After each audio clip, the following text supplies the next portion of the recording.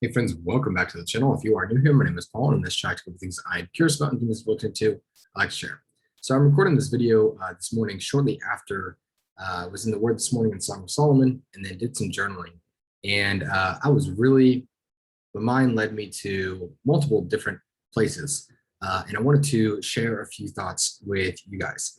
So the first one being this: I'm gonna paint a picture. I'm gonna see if it relates to a bigger picture, and I'm also going to share a certain perspective on that. So this is the first picture. I was in Song of Solomon this morning, but as I was journaling, my mind was kind of going to Jesus when he was talking to the Pharisees, and he was talking with them saying like, hey, look, you guys are good on the outside, but inwardly you guys are not there. Like you guys are not there at all.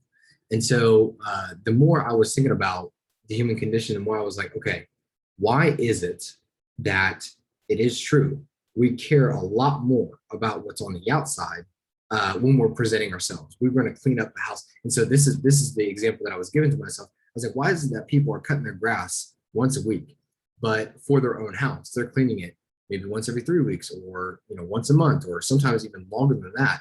But yet we cut the grass once a week.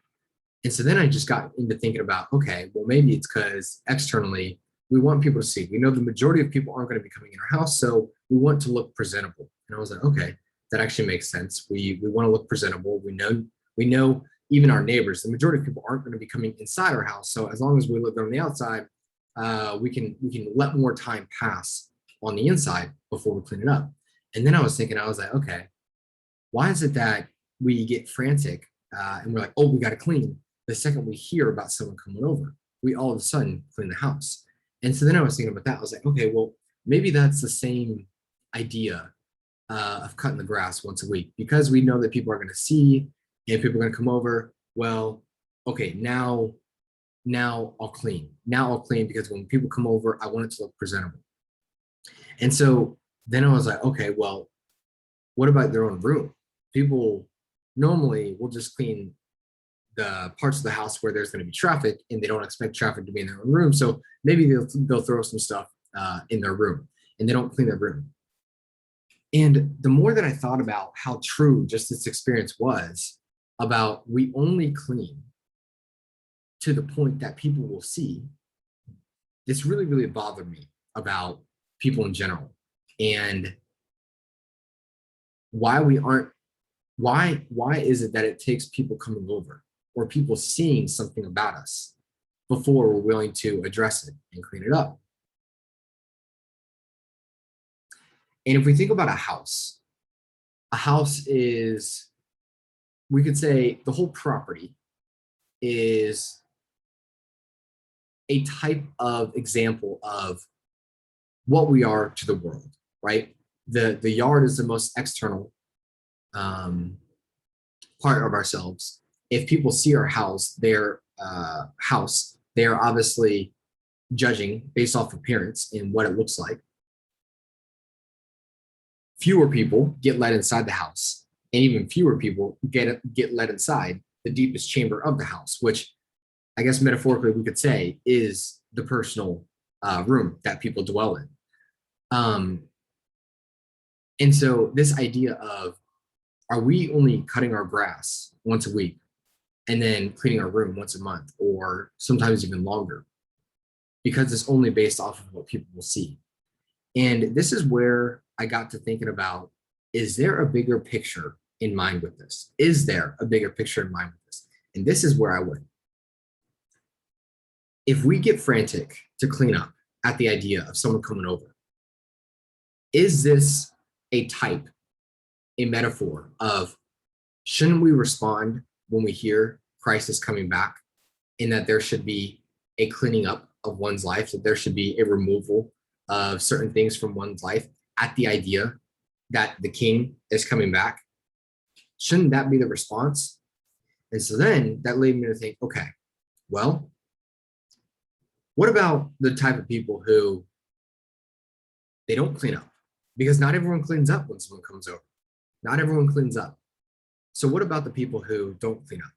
Well, normally you don't clean up because you're really familiar with someone. If you're really, really familiar with someone, you're gonna be like, it's not a big deal. They know me.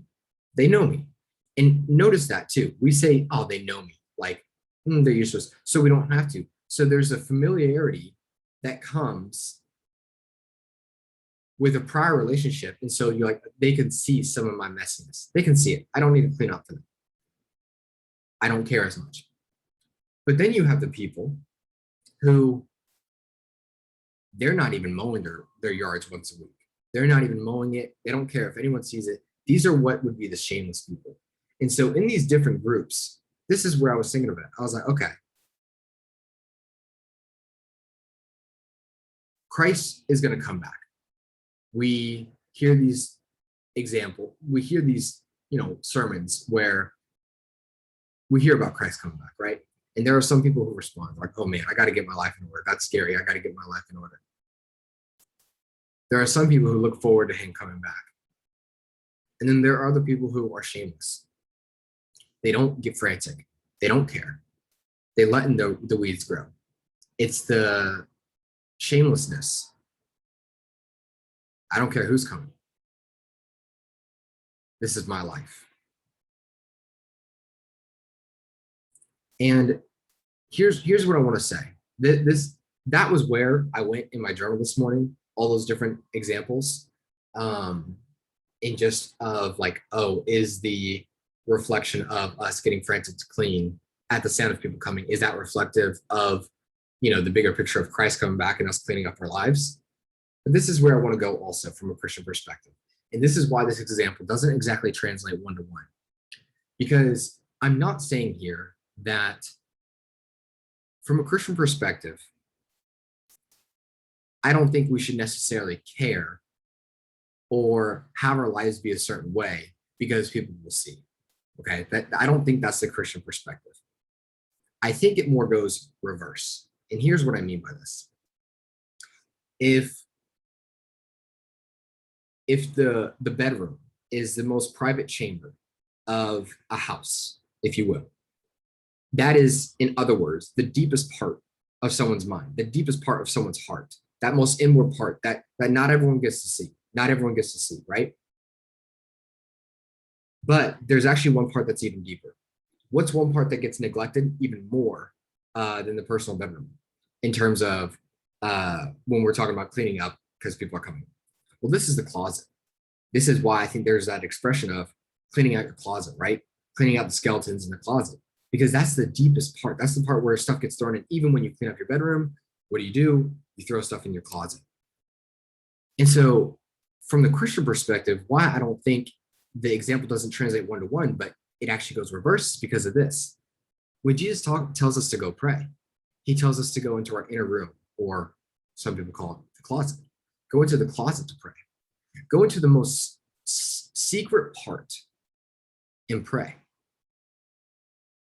And I'm wondering too if that's metaphorical in the sense of, like, yes, I do think it's literal. Like yes, be by yourself. That doesn't mean it's bad to pray in front of others, but yeah, be by yourself. But I also wonder if it's when you have completely cleaned out your closet because you've given it to Christ, that's when you can go pray in the closet. And from the closet, when the closet's clean, you clean the room. When the room's clean, you clean the house. And when the house is clean, you're making sure the yard's kept up. So you're not doing it from the outside in. You're doing it from the inside out. So you're not doing it from a perspective of, oh, this is how people are going to see me. You're doing it because Christ already sees you, right? Christ already sees the closet. So when you let him handle the closet, you can let him handle the yard. That's easy. But when people want to start with the yard, this is what happens. When you do it in your own strength, you start with the yard and you never get to the closet. You forsake the closet. And then something happens. And so this is the idea of what I wanted to say. And this is why I think that the Christian perspective is the latter rather than the former, because of this. It says this in 1 Corinthians 4:3. This is Paul speaking. He says, but with me, it is a very small thing that I should be judged by you or by a human court. In fact, I do not even judge myself. I don't even judge myself. And so with the person who is cleaning up their life for the sake of others, they're absolutely judging themselves because they're judging themselves through others. Why is it the Christian is able to say, I don't judge myself? Because they know Christ has already dealt with them and judge them in their deepest, most inward parts, and they know that they are forgiven. So why is it that we can go inside out instead of outside in? We can go inside out and do our yard and do our house and do all the things, because now we know the closet has been cleaned. And so now, even though, yes, we know people will see, now we're not doing it for others. Now we're doing it because the closet has been cleaned. And so this is when I was left with this question of, are you going to bring your closet to Christ, or is Christ going to have to reveal it? Because I know in the last days, it talks about he's going to make everything known. There's been nothing in the dark that will be kept in the dark. Everything will be brought to light. And so are you willing to bring it to light prior to Christ bringing it to light? With one, there's forgiveness. With the other, there's judgment. And so I'm not saying this as any type of way to scare you or anything like that.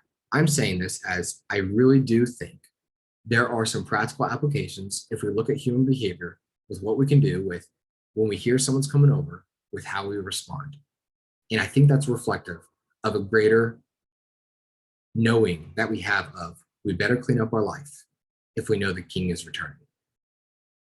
So I know I gave a lot of different examples there, but I do think that it was helpful to distinguish between the outside in versus the inside out, and how that leads to the Christian perspective of not even judging yourself.